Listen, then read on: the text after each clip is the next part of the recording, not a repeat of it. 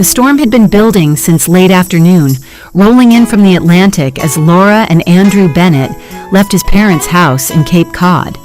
By the time they merged onto Route 6, the sky was a low, churning gray, and the first sheets of rain swept across the windshield with a force that made Laura brace herself.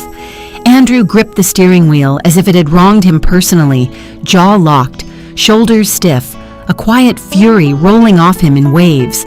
He hadn't spoken since they left the driveway, not a word during the silence-filled walk to the car, not a word as he slammed the door hard enough to make the frame shake. Laura had seen this version of him many times over the last 3 years, the version where something as small as an awkward comment or a sideways look from his mother detonated inside him and somehow became her fault. "Andrew," she said softly, hoping to break the tension before it spiraled. "Can we just talk about what happened? I didn't mean to." "You never mean to," he snapped, eyes locked on the road. "That's your problem, Laura. You never mean anything, yet you always manage to embarrass me." The words hit her like cold water. She folded her hands tightly in her lap. "I was only trying to help your dad with—" "He didn't need help," Andrew cut in, voice rising. "He needed you to sit there and not sound like you just crawled out of some middle-class charity event." Laura swallowed. She had heard variations of this more times than she could count. Her background, her accent, her clothes, her lack of polish, as Andrew's mother once put it. And always, it echoed later through Andrew, sharper, meaner, weaponized. Outside, the rain thickened into a relentless torrent, hammering the car roof, streaking across the glass. The wipers thrashed back and forth, barely keeping pace. Visibility shrank to a narrow tunnel of distorted light ahead. "I'm sorry," she whispered, though she wasn't sure what she was apologizing for. Andrew scoffed. "You're sorry? You humiliated me, Laura. Humiliated. God, every time we go there, it's the same thing. You can't hold a conversation with anyone. You can't dress appropriately. You can't even sit properly at a table. My mother tries to tolerate you, but you make it impossible." Her chest ached. She stared out at the rain-blurred guardrail, the trees bending violently in the wind. 3 years of this, of shrinking herself, apologizing for breathing too loudly, for choosing the wrong earrings, for speaking at the wrong moment. 3 years of watching Andrew transform from the charming man she'd once trusted into someone who seemed to feed off her fear. "Andrew, please," she tried again, voice trembling. "It wasn't that serious." "That's serious?" He let out a sharp laugh. "You corrected my father about a contractor detail. You, of all people, corrected him. You think you know more than my family?" "I wasn't correcting him," she said quickly. "I just mentioned—" "That's it!" Andrew shouted. "I'm done listening to you justify everything. You don't belong with people like them, Laura. You never have." A flash of lightning ripped across the sky, illuminating the angry set of his mouth, the tightness in his eyes. The storm roared around them, rain slamming the hood like hammer blows. Suddenly, Andrew jerked the wheel and pulled onto the shoulder, tires skidding slightly in the wet gravel. The car lurched to a stop. Laura instinctively reached for the dashboard. "Get out," he said. She blinked, stunned. "What?" "Andrew, get out." His voice cracked like a whip. "You ruined the night. I'm not driving another mile with you." The rain crashed against the windows, loud enough to swallow her breath. "You're not serious," she said, voice fragile and small. "I'm done with this conversation," Andrew growled. "Get out of the car, Laura." When she didn't move fast enough, he leaned across her, yanked the door handle, and shoved the door open. Freezing air and the violent sound of the storm blasted inside. Her heart pounded. She stepped out because resisting would only make it worse. The door slammed behind her, and then the red taillights shot forward, disappearing into the rain. For a moment, Laura stood motionless, the cold slicing through her soaked clothes, her hair plastered to her face. The storm swallowed the sound of the engine, swallowed everything except her own breathing, shallow, panicked, uneven. She wrapped her arms around herself and began walking along the shoulder, rain pouring down in sheets, each step heavier than the last. New England's storm raged around her, wind howling, water pooling beneath her feet. Alone, terrified, and utterly abandoned. Rain hammered against Laura with a force that felt almost personal, like the sky itself had turned against her. Within seconds, her sweater clung to her skin like wet paper, the cold cutting straight into the bone. She wrapped her arms tight across her chest and forced her legs to move, pushing forward along the narrow shoulder of Route 6 as the storm raged on. Her hands shook uncontrollably. At first, she thought it was fear, but the trembling deepened until it spread through her whole body. A creeping numbness crawled across her fingers, dulling sensation until she could barely feel them. She tried rubbing them against her jeans, but the motion did nothing. The cold was too sharp, too immediate. Her thoughts swirled as erratically as the wind. She felt disoriented, like her mind was struggling to keep pace with what had just happened. Andrew had left her. Actually left her. He had looked her in the eyes and ordered her out of the car, not in a moment of confusion, not in a meltdown he'd regret minutes later. This was something else, something deeper, something she suddenly realized had been building for years. A pair of headlights cut through the rain behind her. For a moment, hope flared in her chest, bright and desperate. She raised one numb hand, waving it weakly. The vehicle blew past her, sending a spray of cold water across her legs. She stumbled back, coughing from the shock. The lights faded quickly into the distance, swallowed by the storm.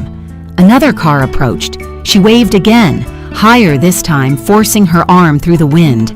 Nothing. The car whizzed by, too fast for the conditions, too distant to notice a soaked woman on the shoulder. She blinked rain out of her eyes, trying to focus. Darkness pressed against the edges of her vision, creeping inward like a tightening tunnel. She tried to steady her breathing. It only made her more aware of how cold she was. "I can't believe he did that," she whispered to the wind. Though her voice was swallowed instantly by the storm, he actually did it. A wave of shame washed over her, hot and sudden despite the freezing air. Not shame for herself, but shame that she had allowed her life to become this small, this fragile. 3 years of enduring the gradual tightening of Andrew's control, 3 years of absorbing his criticism, his mood swings, his cruel remarks masked as truth. A flash of memory hit her. A moment from months ago. Andrew standing in their kitchen, accusing her of not understanding him, not supporting him. She had apologized then, too, just as she had hours earlier, and the day before, and the week before that. Maybe he really did hate her. Maybe he had been hating her for a long time, and this was simply the first time he stopped pretending otherwise. Another gust of wind slammed against her, pushing her sideways. Her foot slipped on the wet gravel, and she barely caught herself before hitting the ground. The jolt rattled through her, sharp and painful. Her shoes squished with each step, heavy with water. Her hair, plastered against her cheeks, made it difficult to see. "Just keep walking," she whispered, forcing the words out between shivering breaths. "Just keep walking." The phrase became a rhythm, something to hold on to as her body edged closer to collapse. Her vision blurred again, and she swayed dangerously close to the roadway. A car horn blared as a vehicle swerved, tires hissing through puddles. She stumbled backward, heart pounding wildly. That near miss stole whatever strength she had left. She sank to her knees for a moment, the cold pavement biting into her skin. Her breath came in ragged bursts, each one harder to control. Rain poured down her neck, down her sleeves, down her spine. The world tilted, pitching sideways. She forced herself upright again, one step, then another. The storm roared louder, drowning out everything but the sound of her own uneven breathing. She couldn't feel her fingers anymore. Her toes felt distant, unresponsive. Her thoughts drifted, foggy, slipping in and out of clarity. Just as she felt herself drifting toward the edge of the roadway again, just as her foot crossed an inch too far into the traffic lane, a pair of headlights appeared behind her, bright and steady, much slower this time, much closer to the shoulder. A large black SUV eased to a stop beside her, engine humming low. The passenger window rolled down. "Miss, are you all right?" A calm, steady voice called out.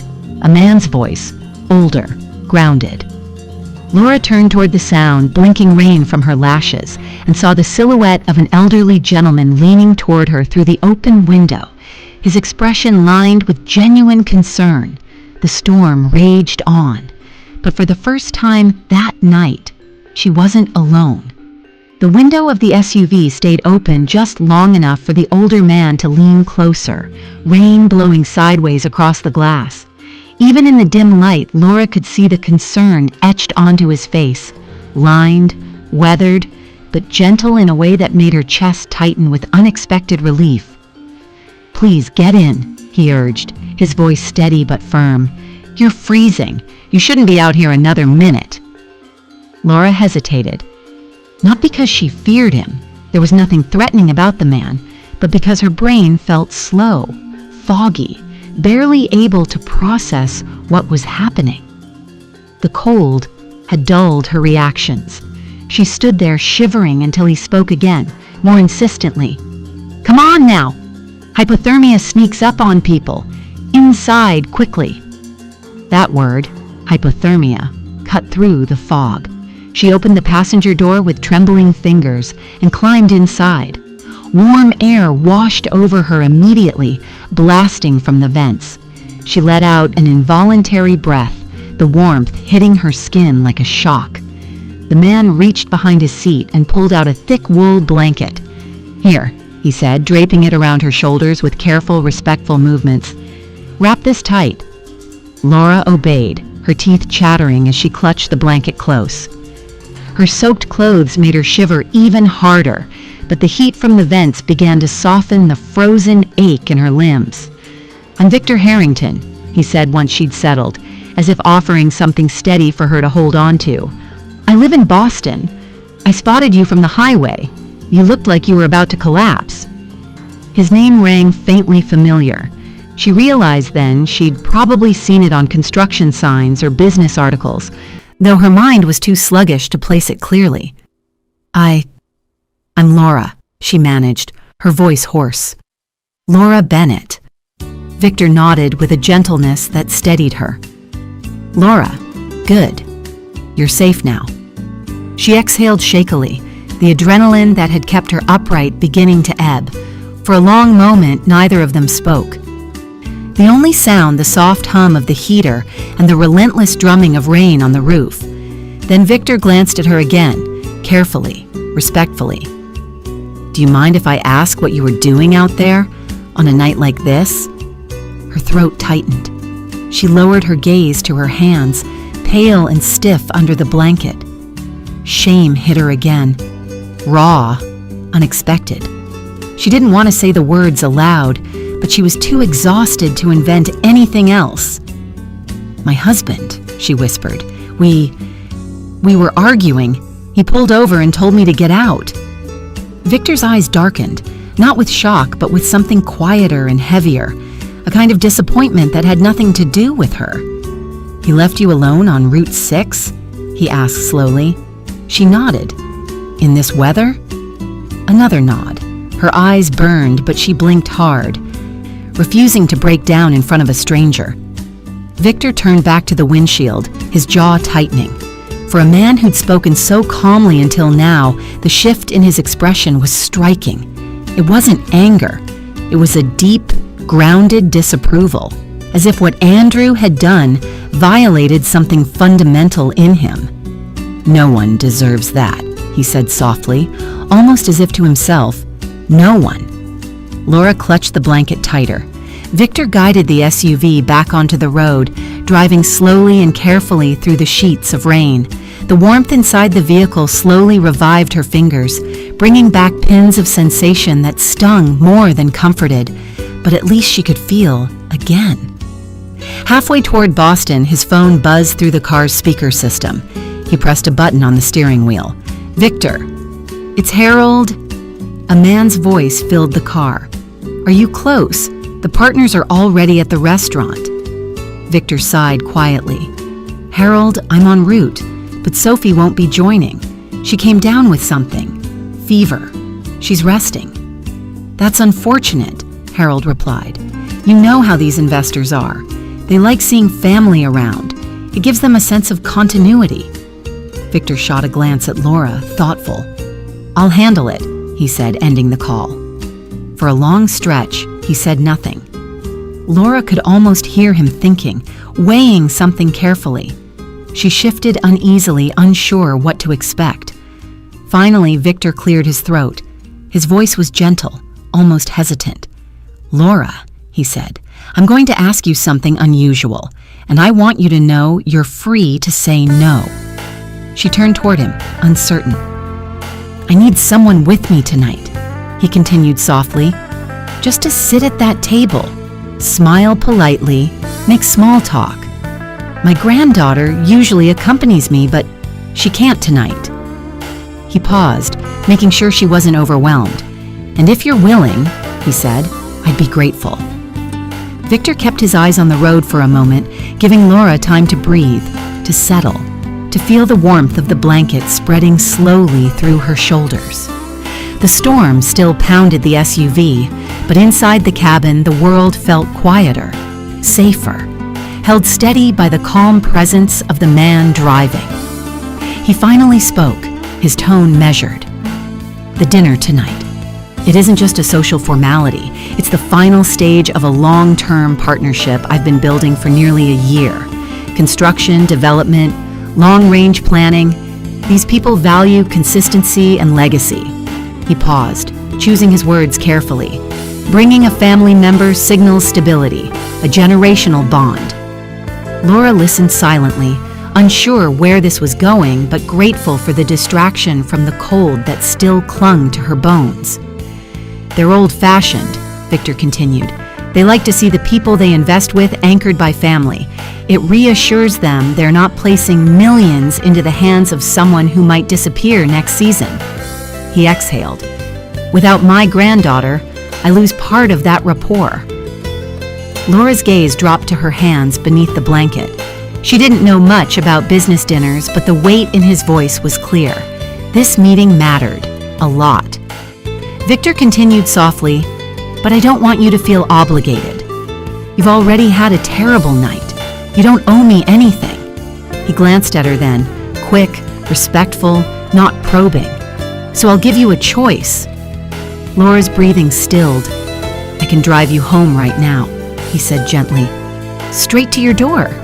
You don't have to explain a thing, or..." He hesitated for the first time she'd seen since he pulled over to help her. "Or you could accompany me this evening, just to sit beside me and smile politely. I'll introduce you as my granddaughter. Nothing more complicated than that." She blinked, stunned. "Me? I don't think I can..." "I know it's unusual," Victor said, "and I understand if you feel uncomfortable, but I promise you it's perfectly safe. You won't have to speak unless you want to, and afterward..." His voice softened. "Afterward, I'll make sure you don't go back to a dangerous situation. I can help you find a place to stay, connect you with a lawyer who specializes in family matters, make sure you have support." Her heartbeat quickened, not from fear, but from the overwhelming contrast between this stranger's kindness and the cold brutality Andrew had shown her tonight. "No one should be abandoned in a storm," Victor murmured, almost under his breath. "Not ever." Laura stared ahead at the streaks of rain sliding down the windshield. Go home? To a man who left her on the side of the highway? To the silence, the accusations, the tightening emotional noose she'd lived under for years? The thought made her stomach twist. But accompanying Victor, pretending to be someone she wasn't. She didn't trust her voice, her posture, anything about herself at the moment. She felt fragile, disoriented, shivering from cold and shock. And yet, Victor didn't pressure her. He didn't coax or manipulate. He simply waited, offering warmth in a storm that had stripped her down to nothing. Laura swallowed hard. Would I have to talk much? No, Victor assured her. Just be present. Be yourself quietly. That's all they expect of my granddaughter anyway. Why me? She whispered. Because you were there, he said simply. Because you needed a safe place to go. And because sometimes people cross paths for reasons they don't see until later. Another mile rolled by in silence. Rain drummed against the roof. The heater hummed softly. Finally, Laura let out a shaky breath. Okay, she said. I'll go with you. Victor nodded once, relieved but still gentle. Thank you, Laura. I won't let anything happen to you tonight. He reached for the turn signal and guided the SUV onto the ramp leading toward Boston's Seaport District, the lights of the city glowing faintly through the storm. You're safe now, he said quietly. I promise. The rain eased into a steady drizzle by the time Victor pulled into the circular driveway of an upscale restaurant in Boston's Seaport District, a glass and steel landmark overlooking the harbor where the valet attendants stood beneath heated awnings and the interior glowed with soft amber light. Laura stared out the passenger window, still clutching the blanket, feeling strangely suspended between two worlds, the one she had been abandoned in and the one she was walking into now. Victor stepped out first and spoke briefly to the valet, then opened her door himself. Come on, he said gently. Let's get you inside and warmed up. We'll ask for a private room. The staff seemed to know him. The maitre d' straightened, immediately attentive, and Victor quietly requested a private dining suite. While arrangements were made, he turned back to Laura. There's something in the SUV that might help you feel more comfortable, he murmured. My granddaughter keeps a small garment bag in the back. She had planned to wear something tonight before she got sick. Laura hesitated. Borrowing clothing felt intimate, intrusive, but Victor's expression was reassuring, almost paternal. Moments later, she found herself inside the SUV again, opening a small, neatly organized garment bag. Inside was a simple but elegant dress in muted navy, soft fabric, modest neckline, the kind of outfit that radiated understated refinement. She changed in the back seat as quickly as her trembling hands allowed, smoothing the fabric and trying to steady her breathing. When she returned, Victor smiled warmly. You look perfect. Come, let's walk through the basics. They stood beneath the overhang by the side entrance as he reviewed a few lines with her. Your name is Claire Harrington. You're studying environmental science at Tufts. You're polite, warm, and mostly quiet. Offer a smile, shake hands gently, and let me lead the conversation. Laura practiced once, then again, her voice steadying with each repetition. She had never played a part before, but tonight somehow the role felt like a lifeline, something to hold on to after nearly losing her footing on the highway. The maitre d' returned and guided them down a quiet hallway to a private dining room with floor-to-ceiling windows overlooking the water. Victor opened the door for her. Laura stepped inside, and her breath instantly caught. Sitting at the far end of the table, leaning back in a leather chair half-turned toward two sharply dressed men, was Andrew Bennett, her husband, her abuser. The man who had left her hours ago on the side of Route 6 in a storm. He was mid-sentence, gesturing with casual confidence, until his eyes flicked up toward the door. The instant he saw her, this version of her, his entire body jolted. His face drained of color so completely, it was as if someone had pulled the world out from under him. Laura felt the room tilt. She gripped the edge of the chair nearest her to steady herself, but forced her expression into something neutral, almost serene. The dress, the warm lighting, her hair now brushed back behind her shoulders. She looked nothing like the soaked, shaking woman Andrew had abandoned on the highway.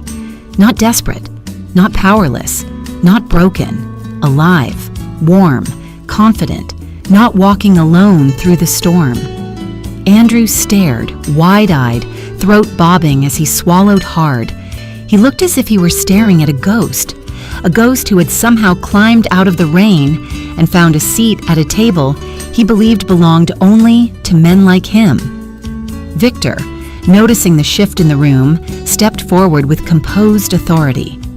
"Gentlemen," he said smoothly, "thank you for your patience. This is my granddaughter, Claire. She'll be joining us this evening." The two business associates stood politely to greet her. Laura nodded, offering a small, practiced smile, the lines she'd rehearsed slipping into place as if they were her own. "It's wonderful to meet you both." Her voice didn't waver. Andrew blinked rapidly, unable to look away from her. One of the associates clapped him lightly on the shoulder. "Andrew, you mentioned you've worked with Victor before, right? Small world." Andrew didn't answer. He couldn't. His hand tightened around the stem of his water glass until his knuckles whitened. Laura moved gracefully to the seat beside Victor, across from Andrew, her movements calm, measured. She felt her pulse racing beneath her skin, but held her posture with quiet dignity. For the first time in 3 years, the power dynamic had shifted, and Andrew knew it. He knew it the moment she walked through that door, dry, warm, and no longer a woman he could leave in the dark. The servers slipped quietly in and out of the private room, bringing water, menus, soft candlelight. Victor waited until everyone had settled before offering a warm, seemingly effortless introduction. "Before we begin," he said with a genial smile, "I'd like you to meet my granddaughter. Well, technically, my granddaughter Sophie's cousin, but she's family all the same." He gestured toward Laura. The two investors nodded politely. One of them, a silver-haired man in a tailored navy suit, said, "Lovely to meet you, dear." Laura returned the greeting with a small, poised nod, exactly as Victor had coached her. Across the table, Andrew stared at her with an expression that flickered between panic and warning. His eyes widened slightly, subtle motions meant to signal her. "Don't say anything, don't you dare say anything." A plea wrapped in threat. Laura lowered her gaze to her menu, deliberately avoiding his eyes. She wasn't here to confront him. She wasn't here to speak for or against him. Tonight, her role was simple. Sit, smile, breathe. But the tension in Andrew's shoulders told her he feared far more than that. The conversation eased into business logistics, project timelines, zoning requirements, cost projections for upcoming redevelopment. Victor spoke with quiet authority, his decades in the industry evident in every measured sentence. When the investors complimented him on his transparency and reliability, he simply nodded, deflecting praise with modesty. Meanwhile, Andrew tried to insert himself into the conversation at every opportunity. "I've always believed in strong values," he began, leaning back in an attempt to appear relaxed. "Integrity, family, respect. Those are the principles I live by." Laura felt her chest tighten. Respect. Integrity. Family. The words slid from his mouth as if they actually belonged to him, as if he hadn't left her freezing on the side of Route 6 just hours ago. She steadied her breathing, fingers brushing the linen napkin on her lap. Andrew continued, layering each lie with theatrical sincerity. "And of course, I'm devoted to my wife. She's my world. I always put her first." A small, polite smile formed on Laura's lips. Barely there, but enough to hide the quake beneath her ribs. A few hours ago, he had screamed at her for embarrassing him, for ruining the night, for never being enough. The storm had pounded on the car roof while he tore her down piece by piece. But here, in front of Victor's potential partners, he played the role of the perfect tender husband. The hypocrisy was staggering. "So many men in this city forget their roots," Andrew added with an easy shrug. "But not me. I believe in treating women with respect. Comes from the way I was raised." One of the investors smiled approvingly. "Good to hear. Too many young men forget that character matters. We've always trusted Victor because he represents stability, honor, commitment." Victor nodded slightly, accepting the compliment but redirecting humbly. "I've had good people around me," he said. "Family helps keep me grounded." The contrast couldn't have been sharper. Victor spoke with authenticity, his integrity woven through decades of consistent behavior. Andrew tried to mimic that tone, but every word seemed forced, every gesture slightly out of sync. Laura could see the investors noticing the difference, even if politely.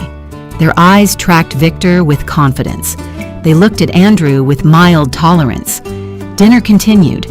Victor discussed community impact and long-term planning. He occasionally glanced at Laura with quiet reassurance. She held her posture, calm and controlled, even as Andrew's lies swirled around her like smoke. When the appetizers arrived, one of the investors chuckled fondly. "You're a lucky man, Victor. A strong business reputation and a strong family. It's rare to see both." Victor acknowledged the comment with a modest smile. Andrew, desperate to reclaim footing, jumped in. "Yes, strong families are everything," he said quickly. "My wife and I, we're unshakable." Laura's pulse hammered at the word. Unshakable. Hours ago, he had driven off and left her praying a passing car wouldn't hit her. He had left her to hypothermia, to fear, but she kept her expression serene, eyes lowering gently to her plate. Her silence was louder than any accusation. And for the first time since the night began, Andrew looked genuinely afraid that the truth, his truth, was no longer entirely in his control. The entrees had just arrived when one of the investors, Harold, the older man with the silver hair and precise, accountant-like posture, turned casually to Andrew with the kind of polite curiosity that held no warning. "So, Andrew," he asked lightly, "you've spoken so highly of your family values tonight. Where is your wife this evening? Didn't you say you two had plans?" The question drifted across the table like a match landing in dry grass. Andrew stiffened. His smile twitched. "She's home resting," he replied quickly, lifting his glass to hide the wobble in his voice. "Long week. She wasn't feeling well. I insisted she stay in." Victor's eyes lifted. Just a small movement, but enough. Laura felt her breath lodge in her throat. She kept her gaze lowered, pretending to adjust her napkin, though she sensed Victor's attention sharpen in real time, like a man finally confirming a suspicion he had been trying not to name. The investors nodded politely, accepting the lie without thought. But Victor didn't move on. He folded his hands neatly on the table, posture straight, voice steady. The gentle warmth he had maintained all evening cooled a degree. Still civil, still composed, but different. Intentional. "You know," Victor said as if commenting on the weather, "on my way here tonight, something unusual happened." The room quieted. Even the faint hum of conversation from the hallway seemed to retreat. "I saw a woman on Route 6, he continued, "walking alone, in the rain, in near freezing temperatures." Andrew's knife clattered softly against his plate. Victor's tone remained composed, almost reflective. She was soaked through. Her shoes were ruined. She could barely feel her hands. The investors exchanged glances, surprised. Laura felt her pulse pounding at her temples. Victor did not look at Andrew yet. His gaze remained on the investors, as though recounting a story to colleagues about something unfortunate he'd witnessed. Cars were flying by her at 50, 60 miles an hour. She was shaking, disoriented, on the verge of hypothermia. "Good God," Harold murmured. "That's terrible." "Yes," Victor agreed quietly. "Terrible and preventable." He let that word seep into the air. "She told me she hadn't been walking by choice." Andrew swallowed, throat visibly tight. "She told me," Victor said, "that her husband pulled over during an argument, in the storm, yelled at her, and drove away." Silence. Real silence. The kind that changes everything. The second investor, Miles, younger, sharp-eyed, leaned forward slowly. "Someone left their wife on a highway in those conditions?" Victor finally turned, not to Laura, not to the investors, but directly across the table to the man shrinking into his chair. That woman, Victor said, each word calm and precise, was Laura, your wife. Andrew's face collapsed. His mouth opened, closed, opened again. Laura felt the warmth of the room vanish. Her breath shook, but she kept her posture fixed, hands clasped tightly in her lap. Victor, this is a misunderstanding, Andrew stammered. She exaggerates things. She gets emotional. Victor lifted a hand, not abrupt, just enough to silence the flailing excuses. I picked her up myself, he said. She was freezing, barely able to speak. She could have been killed. Harold turned to Laura slowly, his voice gentle. Is that true? For the first time that night, she allowed herself to speak. Her voice was soft, controlled, but every syllable carried the weight of 3 years of swallowed pain. Yes, she said. He screamed at me, told me I ruined the night, told me to get out of the car. Then he drove away. Andrew lurched forward. Laura, stop. This is not what... She didn't look at him. She kept her eyes on Harold, on Miles, on Victor, anywhere but the man whose rage she had spent years surviving. He didn't even check if I was safe, she continued, voice trembling but clear. He just left.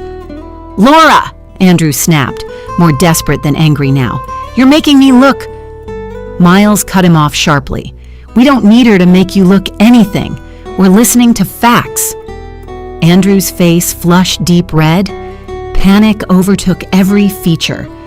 She's unstable, he blurted. She twists things. She always has. She needs help.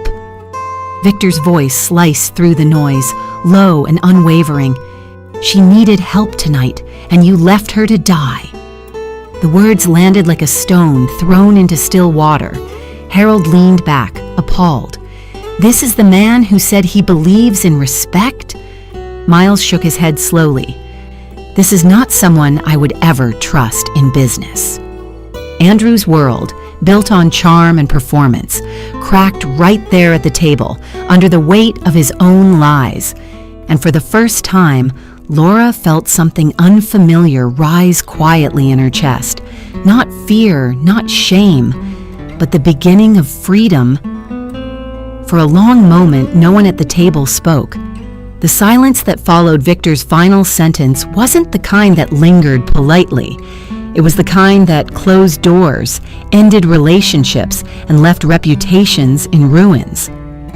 Harold set his napkin down with deliberate care. Victor, he said quietly, I appreciate your honesty, and I'm grateful you intervened to help this young woman. His eyes shifted to Andrew, sharp and unforgiving. But I won't conduct business with someone capable of that level of cruelty. Miles nodded. If you can abandon your wife on a highway in a storm, what would you do to your partners when things get difficult? He pushed his chair back. We can't align ourselves with instability or violence. Andrew's jaw fell open. Gentlemen, please, this is not what it looks like. She's twisting. Harold held up a hand. Enough. Andrew froze mid-sentence. We've seen enough, Miles added. Character matters. Integrity matters. You don't have either. With that, both investors rose from the table, gathering their coats, their briefcases, their phones. They didn't offer Andrew a final handshake. They didn't offer a diplomatic exit. They simply walked out, the door closing behind them with a soft but irreversible click. The partnership, the long-term deal Andrew had bragged about securing, the project he'd tied so much ambition to, vanished in that single moment. Andrew's face twisted into something wild and raw. He turned on Laura with a ferocity that made the air feel colder. This is your fault, he spat, voice cracking. You humiliated me. You destroyed everything. You think this makes you look good? You think anyone will believe your little sob story? You cost me my future. Laura flinched, but Victor was already standing. He moved with controlled precision, positioning himself between them like a stone wall. Sit down, Andrew, he said sternly. "Right now." "Stay out of this," Andrew snapped. "This has nothing to do with you." Victor didn't raise his voice. He didn't need to. "It has everything to do with me. You left her in danger, you created this. You're responsible for what happened tonight." Andrew took a step forward, but Victor didn't move an inch. He stood solid, unwavering, his presence alone enough to stop Andrew in his tracks. "Laura," Victor said without looking away from Andrew, "you're safe. He won't lay a finger on you." Those words seemed to ignite something in Andrew. Pride? Rage? The collapse of the persona he'd performed for years? Whatever it was, it tore through him violently. "You think she's innocent?" Andrew barked. "She's manipulative. She wants attention. Enough," Victor repeated. For the first time in the night, Andrew's voice cracked with something like desperation. "She ruined everything." "No," Victor said calmly. "You ruined everything the moment you walked away from your wife in a storm." Andrew's breath came fast now, shallow and uneven. The facade was gone. The charm, the poise, the expensive suit, the curated confidence. All that remained was a man exposed, cornered by his own truth. Realizing the night was beyond saving, he snatched his coat from the back of his chair. "You'll regret this," he hissed, to Victor, to Laura, to the empty room. "Both of you." But the words held no power anymore. He stormed toward the exit, shoving the door so hard it rebounded off the frame. His footsteps echoed down the corridor, fading, frantic, humiliated. A man walking away just as he had walked away on the highway. Only this time he was the one left in the storm.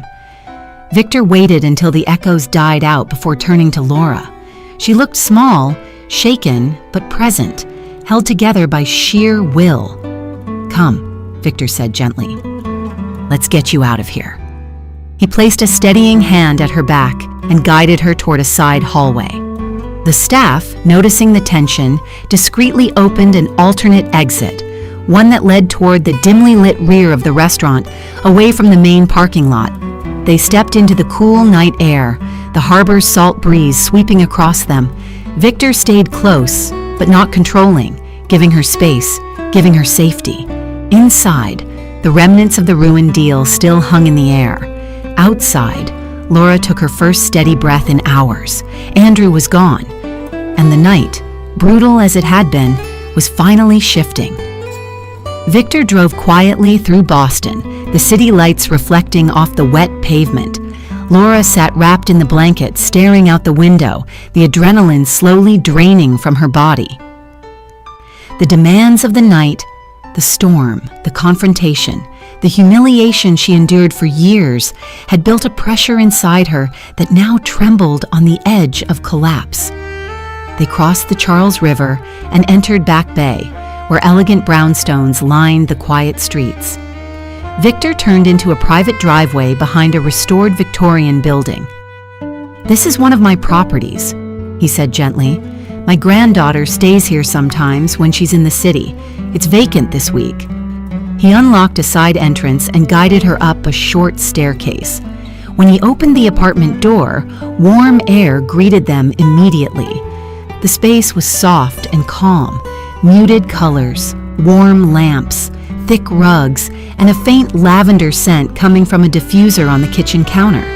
In the living room, a plush sofa faced a large window overlooking Marlborough Street. A stack of books sat on the coffee table, and a folded quilt rested on the back of a rocking chair. It was the kind of space built for safety, and Laura hadn't felt safe in a very long time.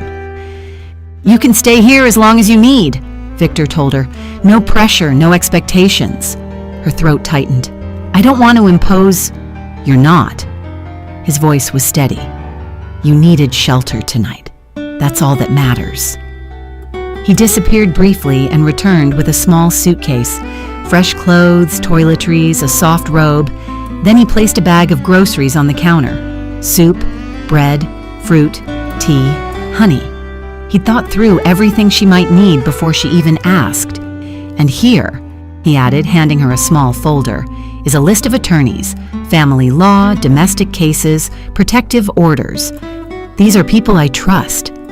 Laura stared at the folder, at his hands, at the quiet apartment that felt like another world, a world where storms didn't swallow you, where someone didn't scream at you for existing. The weight of it all broke her. Without warning, tears surged forth, violent, uncontrollable years of swallowed grief crashing at once. She sank onto the couch, covering her face, sobs shaking her shoulders. Victor didn't rush to soothe her. He simply sat in the armchair across from her, hands folded, presence calm and grounded. When she could finally breathe again, he said softly, "Laura, you're not alone anymore. Not tonight. Not going forward." Something inside her, something small, something battered, finally believed it. The following weeks moved slowly, but for the first time in years, the slow pace felt healing rather than suffocating. Victor offered her a temporary position at Harrington Construction Group, starting at the front desk, answering phones, helping with schedules, organizing files. She expected to feel awkward, out of place, but the staff was warm, respectful, and protective of her in a way she didn't know how to accept at first. She learned the rhythm of the company, found comfort in the routine, and realized how much she had forgotten about feeling capable. Victor's granddaughter, Sophie, stopped by the office a week later. She was bright, warm, close to Laura's age, and instantly hugged her as if embracing an old friend. "Granddad told me everything," she said gently. "I'm so glad you're safe." Sophie invited her for coffee one morning, took her shopping for clothes she truly liked, and insisted she join Sunday dinners with the family. It wasn't pity, it was inclusion, acceptance, a bridge back into human connection. Laura also began therapy with a trauma specialist Victor had recommended. The first few sessions were hard, raw memories, trembling hands, a voice she hardly recognized as her own. But slowly, she found the words for what she had survived. Slowly, the shame she carried began to loosen its hold. And when she finally called her mother, after months of distance fueled by Andrew's control, her mother cried with relief. "Sweetheart, come home for dinner," she pleaded. "Come anytime. You don't have to explain. Just come." Laura didn't realize how much she had missed her until she heard her mother's voice. Little by little, Laura's life took shape again. A safe apartment, a steady job, a caring support system, a voice she was learning to reclaim. The storm that had nearly taken her life became the beginning of something else, something quieter, steadier, rooted in safety she had almost forgotten was possible. Winter gave way slowly to a pale New England spring, the kind where sunlight felt like something earned. By then, the divorce had already been filed, negotiated, and finalized. Clean, uncontested, almost startlingly simple. Andrew didn't fight. He couldn't. The fallout from the dinner had reached every corner of his professional circle. Harold and Miles kept their distance and shared cautious warnings with other partners. Rumors spread faster than Andrew could chase them down, and every attempt he made to explain the situation only tangled him deeper in his own contradictions. A man who abandoned his wife on Route 6 in a storm had no credibility left to stand on. So when the papers arrived, Andrew signed, quietly, quickly, without lawyers dragging out the inevitable. He didn't reach out to Laura, not for reconciliation, not for closure. Pride and humiliation kept him silent, and she didn't seek him either. She wanted freedom, not answers. The court date lasted less than 15 minutes. When the judge said, "The marriage is dissolved," Laura felt a weight slide off her shoulders so suddenly she almost swayed. She walked out of the courthouse and let the cold wind wash over her. For the first time in years, her breath didn't catch. It flowed freely. With Victor's help, but her own determination, Laura moved into a small apartment in Cambridge. A brick building with ivy climbing up the side and a tiny third-floor unit that overlooked a quiet tree-lined street. It wasn't luxurious, it wasn't large, but it was hers. She bought her first set of dishes, her first plants, Her first betting that Andrew had no say in. She set her own routines: morning coffee at the window, walks along the Charles, quiet evenings with soft lamps and a stack of borrowed books. She worked full-time at Harrington Construction Group, gradually taking on more responsibility. Organizing contracts turned into managing schedules. Answering phones turned into coordinating meetings. Her confidence grew quietly, steadily, like roots forming in soil that finally felt safe. She saved money. She made plans. She learned how to exist without feeling like she was apologizing for taking up space. And Victor, true to his word, never overstepped. He checked in occasionally, always with respect, always with gentleness, a call every week or two, a quick lunch near Copley Square, an invitation to Sunday dinners at his home, where Sophie greeted her with bright smiles and warm hugs. Their bond was real, but never intrusive. Victor never treated her like someone broken. He treated her like someone brave, someone who survived, someone who deserved better than the storm she had walked through. One quiet evening, months after the night that changed everything, Laura sat at her new desk, a simple pine table by the window, and pulled out a sheet of stationery. She'd been thinking about writing this letter for weeks. Tonight, she finally felt steady enough. She began, "Victor, there are moments in life that divide everything into before and after. Route 6 was mine. I thought that night would be the end of my story. You helped me see it could be the beginning instead. Thank you for stopping. Thank you for believing me. Thank you for helping me when you had every reason to drive past a stranger in the rain. I hope I can repay your kindness someday.